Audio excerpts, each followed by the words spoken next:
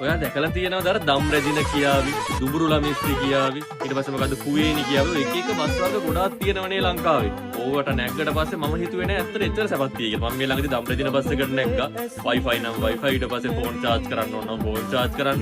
ඒ මැදිට සෝෆාත් දාලා, ඒ සීට් වල තියෙන වෙනම සැපක්. අර සාමාන්‍ය normal බස් එකක යන ෆීලින් එක නෑනේ. ට්‍රිප් එකක් යන්න තියුණත් අර එහෙම මහන්සියක් දැනෙන්නේ නැති වෙන ට්‍රිප් එකක් යන්න පුළුවන් නේ. ඉතින් මෙහෙමයි මම දන්නේ ගොඩාක් මිනිස්සු කට වැරදි කියලා තිබ්බා.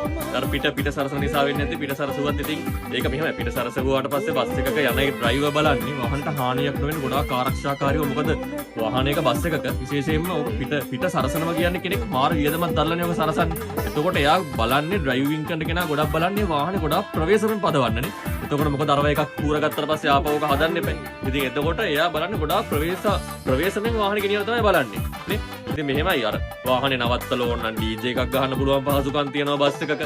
මම දැක්කමයි හරියට මම ගියාමයි පළවෙනි වතාවට ඔය බස් එකක දම් රැජින බස් එකේ මම ගියාමයි මාර ආතල් එකක් තියෙන්නේ. මම ඇත්තට හිතුවේ නෑ පොඩ්ඩක් ගිහිල්ලා බලපන්. ආතල්යක් තියෙනවා.